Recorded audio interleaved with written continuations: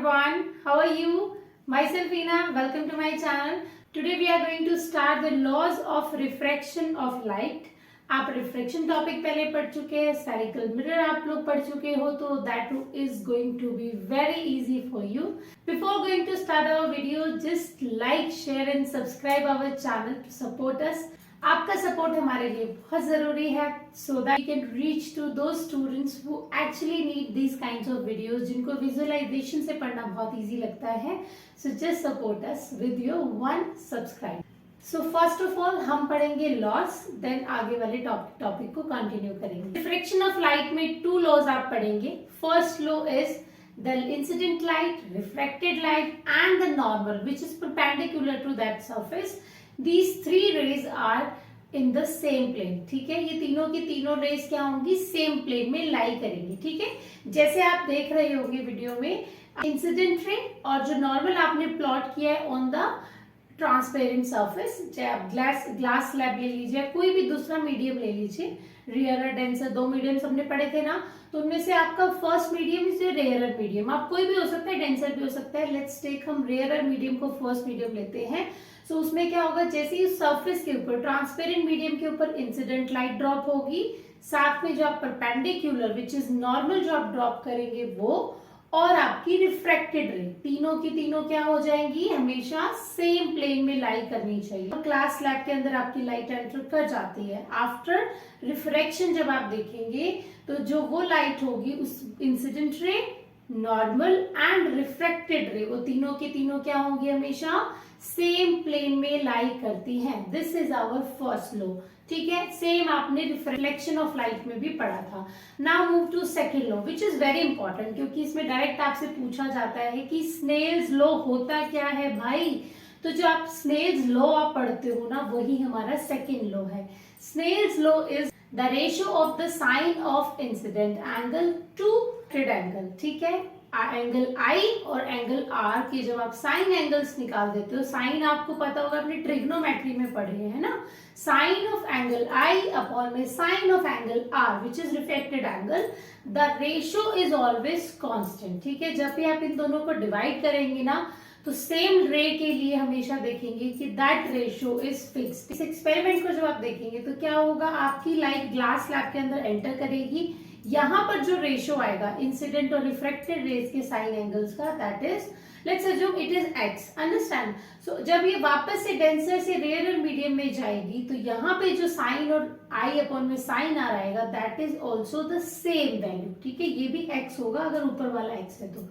अब जो ये कांस्टेंट होता है ना, इसको म्यू से रिप्रेजेंट किया जाता है, डोनेट इसको म्यू से किया जाता है, लेकिन इसको बोला जाता है refractive index. Rarer medium is first medium and that glass slab which is your denser medium, that is your second medium. जब आप देखते हो कि यहाँ पर रिफ्रैक्टिव इंडेक्स कितना हुआ है, तो आप ये देखेंगे कि refractive index is donated by mu two 1, because हम देख रहे हैं 2 में रिफ्रैक्टिव इंडेक्स चेक करें, रिफ्रैक्शन हम चेक करें कि कितना रिफ्रैक्शन पॉसिबल है यहाँ पर, तो that is given by mu 2 with respect to 1, क्योंकि 1 की वजह से यहाँ पे चेंज हुआ है ना, रिफ्रैक्शन हुआ है, that's why it is donated by mu two 1. Understand. ऐसे ही जब हमारी लाइट रे डेंसर से रेयरर मीडियम में अगेन आएगी, तो वहां पर हम रिफ्रैक्शन कहाँ देखेंगे, सेकेंड दैट मीडियम पे, है ना, इस सेकेंड वाले मीडियम पे देखेंगे. तो यहाँ पर क्या होगा, जैसे ही वो स्विच होगी, रिफ्रैक्शन होगा, और आपको ये देखना हो कि कितनी लाइट रिफ्रैक्ट हुई है इस जगह पे, इस पॉइंट के ऊपर, तो that is donated by mu 1 2. यहां पर हम क्या देख रहे हैं, 1 में देख रहे हैं रिफ्रैक्शन विद रिस्पेक्ट टू 2, क्योंकि सेकेंड मीडियम हमारा क्या था, डेंसर मीडियम को हमने सेकेंड मीडियम माना था, और first medium is our rarer medium. Understand? Snell's law is given by Professor Willibrord-Snellius. Okay? So ये हालांकि पूछा नहीं जाएगा आपसे नाम, बट Snell's law डेफिनेटली पूछा जा सकता है, तो इसको बहुत अच्छे से याद कर लीजिए. तो रिफ्रैक्टिव इंडेक्स लाइट के रिस्पेक्ट में कैसे आप लिखेंगे कि पहले मीडियम से जितनी लाइट, क्योंकि आपको पता है कि अलग अलग मीडियम में जब लाइट ट्रेवल करती है तो उसके अकॉर्डिंग वो कम या ज्यादा होती है. ठीक है, रेयरर मीडियम में कोई ऑब्स्ट्रक्शन नहीं है, कोई रुकावट नहीं है, तो लाइट आपकी फ्रीली चलेगी विदाउट एनी डिस्टर्बेंस. लेकिन जैसे ही वो डेंसर मीडियम में स्टेप इन करेगी, आप अपना पाथ चेंज करेगी और पाथ चेंज की वजह से वो स्लो होनी शुरू हो जाएगी। ठीक है, जिस स्पीड से वो चलनी चाहिए थे वो स्पीड से नहीं ट्रेवल करेगी। तो अगर आप स्पीड के रिस्पेक्ट में देखेंगे तो भी आपका एक फॉर्मूला बन के आएगा। So refractive index can also defined as the speed of light in two different medium। जब एक मीडियम से दूसरे मीडियम में ट्रेवल करेगी तो जितनी लाइट की स्पीड में चेंज आएगा that is also given by the refractive index। So अगर आप μ21 की बात करेंगे, that means refractive index of second medium with respect to first medium, that is given by speed of light in medium 1 upon में speed of light in medium 2। अब speed को हम लिख सकते हैं v से, because it's a velocity, v की तरह आप इसको लिख सकते हैं। So speed of light in medium 1 that is denoted by v1 and speed of light in medium 2 that is denoted by v2। So the ratio become v1 upon में v2। अब अगर हम इसको स्नेल्स लॉ से define करें तो हम बोलेंगे साइन आई अपॉन में साइन आर। सो ये दोनों के दोनों फॉर्मूलाज आप यूज कर सकते हो according to your requirements. Absolute refractive index, absolute का मतलब होता है प्योर रिफ्रैक्टिव इंडेक्स। अब प्योर का मतलब क्या हुआ? प्योर मतलब कोई रुकावट नहीं है। आपको एक मीडियम लेना है ऐसा जहां कोई रुकावट ना हो, और एक कोई भी मीडियम जहां आप लाइट का रिफ्रैक्टिव इंडेक्स मेजर करना चाहते हो। So that is known as the absolute refractive index. It is the ratio of the speed of light either in vacuum और एयर। ठीक है, क्योंकि हमारे पास प्रॉपरली वैक्यूम क्रिएटेड नहीं है, हम एयर को ही एक तरह से वैक्यूम की तरह कर काम करते हैं, क्योंकि जो पार्टिकल्स होते हैं दे आर वेरी स्मॉल, इतने स्मॉल होते हैं कि जो speed of light which is very fast, उनके लिए उन पार्टिकल्स की जगह जो ये छोटे छोटे पार्टिकल्स हैं ये कुछ होते ही नहीं है, नजरअंदाज कर देते हैं। तो air is just like vacuum but it is not pure vacuum. Understand? So ये मत सोचेगा कि मैडम कह रही है कि एयर को ही वैक्यूम है। No, vacuum is where no air, no particle is present. Understand? So speed of light in any vacuum or air to the speed of light in any medium, ठीक है, where you are going to find out the refractive index कि how much refraction is possible there, defined as mu is equals to c upon v। Here c is the speed of light in air or a vacuum and v is the speed of light in any medium। ध्यान रखना, देखो इसकी कोई unit नहीं होती। क्यों unit नहीं होती? क्योंकि जो c होती है that is always fixed which has a value 3 into 10 की पावर 8 मीटर पर सेकेंड।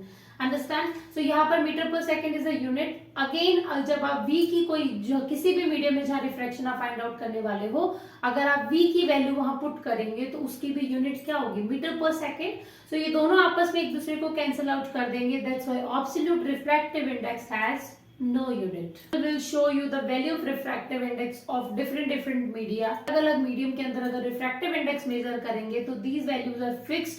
अगर आपको न्यूमेरिकल के लिए प्रैक्टिस करनी है तो आप इसमें से कुछ याद कर लीजिएगा जो आपको करनी चाहिए basically according to your board exam. जैसे एयर का हो गया, वाटर का हो गया, ये थोड़े से जरूरी है, अदरवाइज और की इतनी जरूरत नहीं है। ठीक है, सिर्फ आपको ये वैल्यूज हल्की सी दिमाग में रखनी है कि कुछ अराउंड ऐसी होती है। अदरवाइज अगर न्यूमेरिकल्स आपके बोर्ड पेपर में आते हैं तो वहां पर आपको ये वैल्यूज गिवन होंगी। So don't take any tension कि इतनी बड़ी टेबल हम याद कैसे करेंगे। आपको याद नहीं करना है, ये टेबल आपको पेपर में एज योर रिक्वायरमेंट दी गई होंगी। अंडरस्टैंड? अब आपने रिफ्रैक्शन पढ़ लिया है, स्फेरिकल मिरर्स भी पढ़ लिए हैं, लेकिन क्या मिरर रिफ्रैक्शन करते हैं? नहीं, मिरर तो रिफ्लेक्शन करते हैं। सो रिफ्रैक्शन हम पढ़ क्यों रहे हैं कि हम पढ़ने वाले हैं लेंसेज। लेंसेज क्या होते हैं? वो मीडियम, वो ट्रांसपेरेंट मीडियम होता है जहां से लाइट जाएगी, रिफ्रैक्शन करेगी, बैंड होगी और अकॉर्डिंग टू देयर टाइप या तो वो बैंड हो जाएगी या फिर बैंड होती हुई नजर आती है। टाइप भी करेंगे और कैसे बैंड होगी वो भी बहुत अच्छे से पढ़ेंगे। So let's read the definition of spherical lens जो आप पेपर में लिखने वाले हो। A transparent refractive media in which two layers are bound together। ठीक है, दो अलग अलग सरफेसेस होती हैं ट्रांसपेरेंट ग्लासेस की, उन दोनों स्लैब्स को आपस में अटैच कर दिया जाता है और आपका स्फेरिकल लेंस बनाया जाता है। अब स्फेरिकल लेंसेज अब अटैच तो हम कर रहे हैं, लेकिन जब हम बात करते हैं दूर देखना है, पास देखना है, तो उसके लिए आपके दो तरह के लेंसेज का यूज किया जाता है। One is your convex lens and second is your concave lens. दोनों की दोनों सरफेसेस कैसी होती है, स्फेरिकल होती है, ठीक है। दोनों स्फेरिकल लेंसेस को आप अटैच कर देते हो। लेट्स टेक, जैसे हमारी दो बोल्स हैं, एक बोल को हमने दूसरे के अंदर घुसा दिया, ठीक है। उसकी जब अंदर मर्ज कर देंगे तो आप देखेंगे कि आपको कैसी शेप मिलेगी, इस तरह से, अंडरस्टैंड। सो ये होता है आपका कन्वेक्स लेंस, ठीक है। जब आपने दो बोल को पास में लाए लेकिन अंदर मर्ज नहीं किया तो आप ये देखेंगे जो उनके बीच की जो सरफेस बनती है इस तरह की फिगर की, वो होती है आपकी कनकेव लेंस, ठीक है। अब डिजाइन से तो पता चल गया, now move to their definition. Convex lens, जिसको कन्वर्जिंग लेंस भी बोला जाता है। कन्वर्ज का मतलब होता है जहां पर जितनी लाइट आप डालेंगे वो सारी लाइट क्या होगी, एक पॉइंट पे जाके मिल जाएगी, दैट इज कन्वर्ज हो जाएगी, अंडरस्टैंड। अब जो ये लेंसेज होते हैं ना, इसकी डायग्राम आप देख पा रहे होंगे, ये सेंटर से कैसे हैं, थोड़े थिक होते हैं। एजेस से अगर आप देखेंगे तो शार्प एजेस होते हैं, पॉइंटेड एंड्स होते हैं। इन दोनों स्फेरिकल के पास अपनी अपनी रेडियस ऑफ कर्वेचर भी होती है, अपना एक सेंटर ऑफ कर्वेचर भी होता है, ठीक है। Now move to concave lens. Diagram में आप देख पा रहे होंगे कनकेव लेंस क्या होता है, कॉर्नर से थिक होता है लेकिन सेंटर से वो क्या होता है, थिन होता है, पतला होता है, ठीक है। दो अलग अलग सर्कल्स हैं, ग्लासेस के सर्कल्स हैं बेसिकली। जब आप उनको पास में लेकर आएंगे तो आप देखेंगे कि वो क्या होंगे, इस तरह के एक फिगर बना लेंगे, अंडरस्टैंड। ये फिगर क्या होती है, कॉर्नर से क्या होगी, एजेस से क्या होगी, थिक होती है, लेकिन जब सेंटर की बात करेंगे तो it is thin from the centre. Concave lens को डाइवर्जिंग लेंस भी बोला जाता है क्योंकि जैसे ही इसकी एक सरफेस के ऊपर लाइट पड़ती है, वो अगर आपकी प्रिंसिपल ऑप्टिकल सेंटर से पास होगी तो वहां पर क्या करेगी, वो डाइवर्ज हो जाएगी, दैट मीन्स वहां से अपना रास्ता बैंड कर लेगी, जिसकी वजह से वो लाइट एक पॉइंट पे नहीं मिलती है, उसको वर्चुअल वे से मिलाना पड़ता है फोकस के ऊपर, अंडरस्टैंड। दोनों के दोनों स्फेरिकल्स के पास में खुद की अपनी रेडियस ऑफ कर्वेचर भी होती है और सेंटर ऑफ कर्वेचर भी होता है। अब हम पढ़ लेते हैं those important terms which are very important related to your lenses, spherical lenses, ठीक है। तो स्फेरिकल लेंसेज जब आप न्यूमेरिकल्स करेंगे तो उसके अंदर ये सारी टर्म्स को इस्तेमाल करना पड़ेगा, डायग्राम्स में आपको करना पड़ेगा, तो डेफिनेटली आपको ये सारी चीजें तो पता होनी चाहिए। सबसे पहले स्टार्ट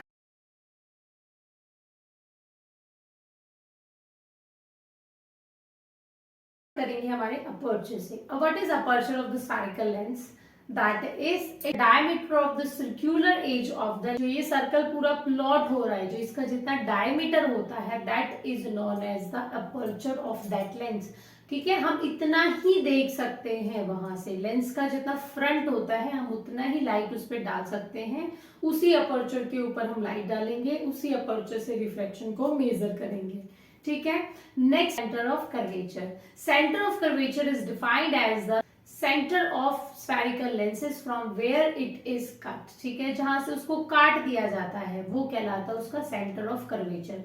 तो centre of curvature that means curve का, जो आप कर्व आपने ली है, जितने आपने कट की है स्फेरिकल लेंस की कर्व जो आपने कट की है, उसका टोटल सेंटर कितना है। अब आपको पता है दो स्फेयर है ये, तो डेफिनेटली दोनों के अलग अलग सेंटर्स होंगे, तो इसीलिए जो लेंस होता है, स्फेरिकल लेंस होता है, उसमें दो सेंटर्स ऑफ कर्वेचर पाए जाते हैं, ठीक है। एक इस वाली सरफेस का और एक इस वाली सरफेस का। तो centre of curvature is the centre of the spherical lens from where it is cut. जो एक लेंस की अगर आप सरफेस की बात करोगे तो वो पूरे स्फेयर का क्या होता है, छोटा सा पार्ट होता है, हम उसको इस तरह से कट करके छोटा टुकड़ा निकाल लेते हैं, इसका भी एक सेंटर है। एज इट इज जो आपका लेफ्ट साइड में जो स्फेयर आपको दिखाई दे रहा है उसको भी हमने आधा कट कर लिया, उसका भी खुद का सेंटर है। तो दोनों ही लेंसेज को जब आपने अटैच कर दिया तो दो सेंटर क्रिएट हो जाएंगे, एक होगा C1 और दूसरा होगा C2। Next is principal axis. जैसे आपने मिरर में एक इमेजिनरी लाइन ड्रॉ की थी ना फ्रॉम द सेंटर, ऐसे ही यहाँ पे भी प्रिंसिपल एक्सिस क्या होती है, वो इमेजिनरी लाइन होती है जो दोनों ही सेंटर ऑफ कर्वेचर से पास हो जाएगी, ठीक है। और क्या होगी, ये आपके जो लेंसेज होंगे उनके सेंटर से भी पास होगी, इसको बोला जाता है principal axis of lens. Now fourth point, optical centre. ये वो पॉइंट होता है जहां पर अगर आपने लाइट पास कर दी तो बिना डेविएट हुए वो वापस से सीधी निकल जाती है, दैट मीन्स ये आपके लेंस का सेंटर पॉइंट होता है, यहाँ पर कोई डेविएशन शो नहीं होता। ये कहां पर होता है, ऑन द प्रिंसिपल एक्सिस, ठीक है। अब आते हैं प्रिंसिपल फोकस के ऊपर। फोकस पॉइंट ये आपने देखे होंगे आपके मिरर के अंदर तो एक ही होता है, लेकिन यहाँ पर तो दो दो मिलेंगे क्योंकि दो सेंटर्स हैं, है ना, दो आपके स्फेरिकल लेंसेज यूज कर रहे हो आप। वहां तो आगे जा ही नहीं पाती थी रेज रिफ्लेक्शन के अंदर, लेकिन यहाँ पर क्या होगी, लाइट ट्रांसपेरेंट मीडियम में से क्रॉस कर जाएगी। पैरेलल बीम ऑफ लाइट डाली और डालने के बाद में वो रिफ्रैक्शन करके एक पॉइंट पे मिल गई, that is your focus point. ठीक है, अगर आपने लाइट लेफ्ट साइड से डाली है तो आप देखेंगे कि लाइट क्या होगी, डेविएट होगी और डेविएशन के बाद में एक पॉइंट पे जाकर मिल जाएगी, that is your F2 point. ठीक है, तो दो फोकसेस क्रिएट होंगे, या तो लाइट पैरेलल जा चली जाएगी या फिर पैरेलल की बजाय उस फोकस के ऊपर मिल जाएगी। अगर आप कन्वेक्स लेंस लेते हैं तो आपको ये पता है कि convex lens is the converging lens, that means वो लाइट को एक जगह पे मिला देगा। ठीक है, सो जैसे ही rays of light left side से पास होंगी, पैरेलल बीम ऑफ लाइट आपने फॉल की है on the lens, after refraction bend होके वो क्या हो जाएगी, आपके फोकस पॉइंट पे मिल जाएगी, F2 पॉइंट पे मिल जाएगी। ठीक है, ऐसे ही अगर आप कनकेव लेंस लेते हैं तो concave lens is the diverging lens. Diverging मतलब वो डाइवर्ज कर देगा, आपने पैरेलल बीम ऑफ लाइट डाली, वो कनकेव लेंस पे जाते ही क्या हो जाएगी, फैल जाएगी और बैंड होके वो क्या हो जाएगी, दूर दूर भाग जाएगी। जब वो दूर भागेगी ना, तो आप जब उसको वर्चुअली बैक साइड में मिलाएंगे तो आप ये देखेंगे कि वहां पर एक फोकस बनता हुआ नजर आएगा, जहां पर आपकी लाइट वर्चुअल बेसिस पे मीट होती हुई नजर आएगी। वो कनकेव लेंस का क्या होगा, वर्चुअल इमेजिनरी पॉइंट होगा, फोकस पॉइंट। ऐसे ही आप सेकंड फोकस भी निकाल सकते हो। ठीक है, अब मैं आपको ना इसको वर्चुअली डायग्राम से समझाती हूँ। देखो, ये दो स्फेरिकल लेंस थे, आपने इन दोनों को मिला दिया। ठीक है, मिलाने के बाद में इसका जो फोकस होगा दैट इज F1, इसका फोकस होगा F2। जब आपको F2 पता करना हो इन ए कन्वेक्स लेंस, सबसे पहले मैं कन्वेक्स लेंस बता रही हूँ आपको। ठीक है, जैसे ही लाइट पैरेलल बीम आएगी, रिफ्रैक्शन होगा, ये यहाँ पर आके मिल जाएगी, तो ये किसका मिलेगा आपको फोकस, इस वाले सर्कल का। ठीक है, ऐसे ही अगर आपको इस वाले सर्कल का निकालना हो फोकस पॉइंट, तो वो कैसे निकलेगा, लाइट आप यहां से डालिए, रिफ्रैक्शन होगा, बैंड होगी, बैंडिंग के बाद में वो एक जगह पे मिल जाएगी। ये है कन्वेक्स लेंस। अगर आप कनकेव लेंस की बात करेंगे तो कनकेव लेंस में क्या होता है, सेंटर से वो थोड़ा सा पतला होता है और ये कौन सा लेंस होता है, डाइवर्जिंग लेंस होता है। जैसे ही पैरेलल बीम ऑफ लाइट डालोगे, ये दो हमारे सर्कल्स थे, इन्हें कनकेव लेंस, ठीक है, कनकेव बता रहे हैं अब हम आपको। तो कनकेव में क्या होगा, पैरेलल बीम ऑफ लाइट आएगी, डाइवर्ज हो जाएगी। तो जब आपको इस वाले सर्कल का निकालना हो फोकस पॉइंट, तो पैरेलल बीम ऑफ लाइट भी यहीं से आएगी और वर्चुअली वे से वो एक जगह पे मिलाओगे आप उसको, तो ये फोकस किसका निकलेगा, इस वाले सर्कल का। अंडरस्टैंड। ऐसे ही अगर आपको इस सर्कल का निकालना है तो पैरेलल बीम ऑफ लाइट डालिए, डाइवर्ज हो जाएगी लाइट, वर्चुअली मिलाओगे तो फोकस भी कहाँ मिलेगा, आपके राइट साइड में मिलने वाला है। अंडरस्टैंड। आई होप आपको ये समझ आ रहा होगा। डायग्राम में भी आपको मैंने समझा दिया, वर्चुअल वे से भी मैं आपको समझाने की कोशिश कर रही हूँ। जिनको नहीं आए प्लीज कमेंट कीजिए, हमें आपके कमेंट पढ़ना बहुत अच्छा लगता है बच्चों, क्योंकि हमें पता चलता है कि एक्चुअली आप लोग हमसे कितने अच्छे से इंटरेक्ट कर पा रहे हो, हमें सपोर्ट कर रहे हो आप, बहुत अच्छा लगता है। लेकिन हमें चाहिए कि हमारे बच्चे हमसे बातें भी करें, तो प्लीज हमें कमेंट जरूर कीजिए। अब आते हैं फोकल लेंथ के ऊपर।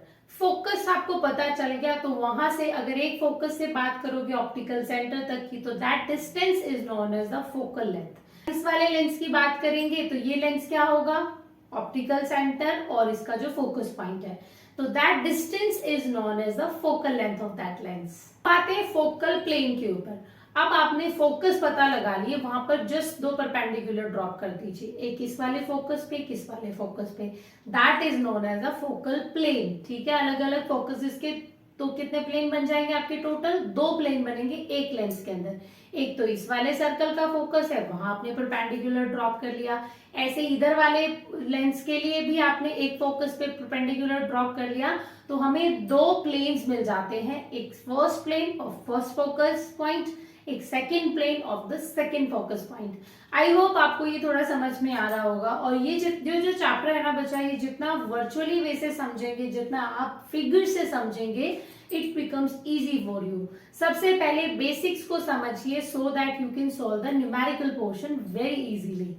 Tomorrow we are going to again meet with our new topic, that is image formation by the spherical lenses. पहले आप lenses को बहुत अच्छे से समझ लीजिए, जितने मैंने आपको definitions बताई हैं उनको समझ लीजिए, पूरा लेंस का डायग्राम बनाना आपको आना चाहिए, so that you can make a easy diagram when you will see any numerical. ठीक है, तो कल हम एक टेबल पढ़ेंगे, साथ में उसके रे डायग्राम्स को पढ़ेंगे. So stay tuned with me. उम्मीद करती हूँ कि आपको हमारी वीडियो पसंद आ रही होंगी. अगर आ रही है तो प्लीज हमारे चैनल को लाइक कीजिएगा और दूसरे बच्चों तक डेफिनेटली हमारी वीडियोस पहुंचाइए. और आपको नवरात्रों की, दशहरे की very very very warm wishes. अब मैं चाहती हूँ कि आपका दशहरा बहुत ही सुंदर बने.